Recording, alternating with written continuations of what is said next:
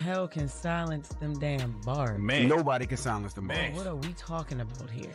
Well, okay, so let's back it up. So Nicki Minaj did a verse on the Carter 6, the bonus version of the album. Yeah. It's called Banned from NO, the remix. Let's take a listen to her verse. I could tap you slides when you do is flip flop. If I send a pic of Shannon, you ain't that sharp. Still can't spell pug, and that's horrible. Lazy F, baby, and the F is for phenomenal. Man, already fading like a barber. They know it don't decline, so they never face Carter. French vanilla hazelnut in my Starbucks. NFL fire some and then call us. So she says, NFL fire some N-words and then call us. Now, the song is called Banned from NO, Banned from New Orleans. And, they're throwing shots at the NFL because, remember Nicki Minaj spoke out when Lil Wayne didn't get his chance to perform.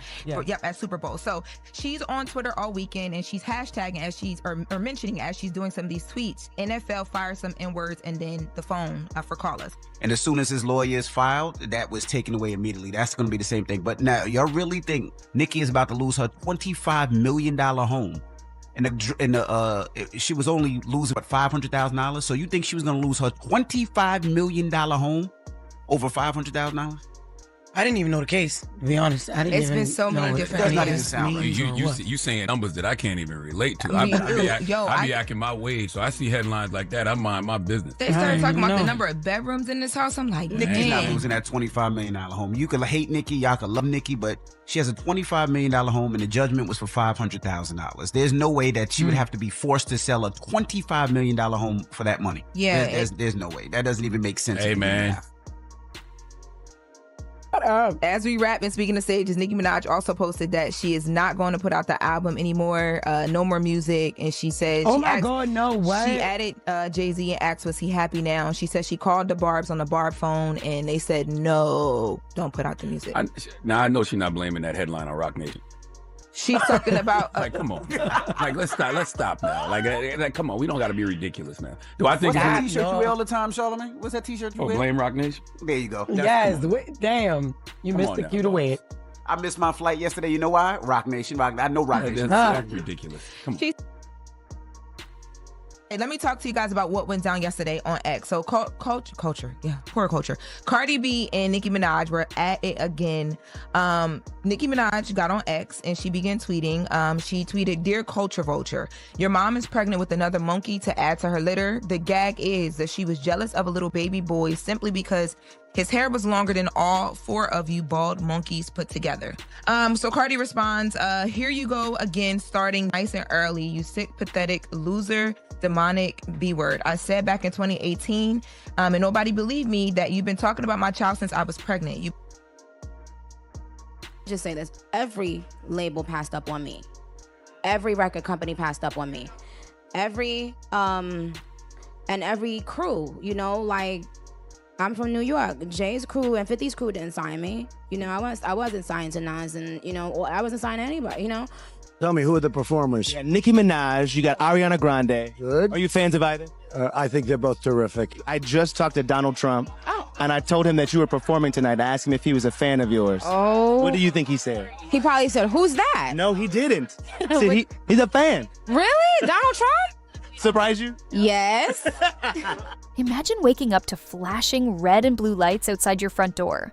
Armed officers with drawn weapons, tactical vehicles parked on your manicured lawn, helicopters circling overhead. Now imagine you haven't done a single thing wrong. That's the reality Nicki Minaj has been living for years, and it's not some isolated incident. It's a relentless campaign, one she believes is orchestrated by a billionaire mogul from the shadows. Who? Jay-Z. And what allegedly happened next didn't just change her life. It sent shockwaves through the entertainment world. The story begins long before any swatting calls or social media explosions. Back in February 2017, Nicki Minaj's Hollywood Hills mansion on Beaumont Drive was burglarized while she was out of town. Thieves walked off with $175,000 in jewelry and valuables, slashing through her clothes and tossing furniture aside like it didn't matter. The incident was chilling, but what made it worse was the implication. Someone was targeting her properties deliberately, knowing she wouldn't be home. The LAPD investigated but found no suspects. The precedent was set, a pattern of being hunted that would only escalate. Fast forward to 2023. The swatting attacks began making headlines nationwide, but swatting isn't just a prank, it's life-threatening. On June 5th, a false child abuse report claimed that Minaj and her husband, Kenneth Petty, were harming their 2-year-old son at their Hidden Hills estate. Deputies swarmed the mansion with guns drawn, ready for a worst-case scenario. They found nothing. No crime, no victim, no evidence. But the threat was real. Just 24 hours later, another call reported a shooting at her home. Again, completely fabricated. By August, yet another swatting call triggered a full tactical response. 4 times in 2 years, someone weaponized law enforcement against one of the world's biggest music stars, putting a child's life in danger each time. Nicki Minaj didn't stay silent. She went scorched earth, hiring private investigators, publicly demanding accountability, and calling out the seemingly invisible hand behind it all. According to her, these weren't random pranks. The timing aligned with moments when she confronted specific industry figures, namely Sean Corey Carter, Jay-Z, and his sprawling Roc Nation empire. To understand why she believes cops kept coming to her door, you have to understand the feud that started more than a decade ago. It began with Kanye West's 2010 track Monster. Nicki Minaj's verse didn't just hold its own, it outshined everyone else, including Jay-Z. Insiders whispered that it bothered him more than he ever admitted. By 2012, Nicki Minaj openly told Allure magazine she aimed to surpass Jay-Z as a rap icon. Ambition from a woman in his own genre set the stage for tension.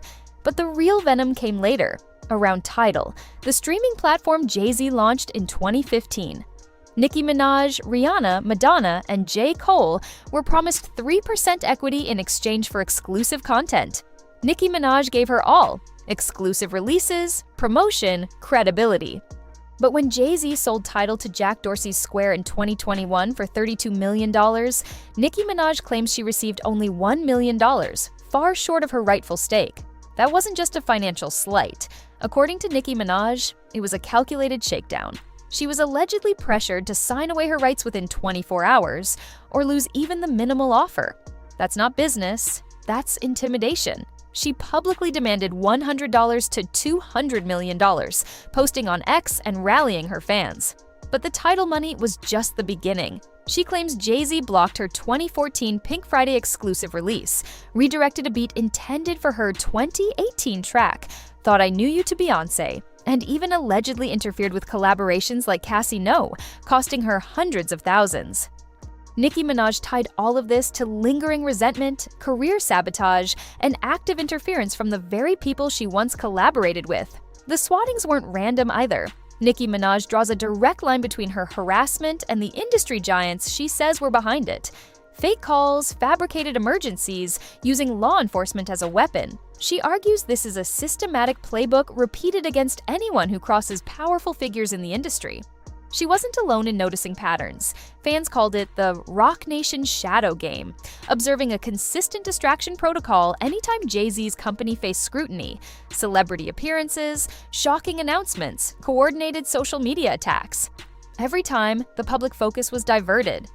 Super Bowl controversies made the feud visible to the entire culture. In 2024, the 2025 halftime show announcement replaced Lil Wayne with Kendrick Lamar.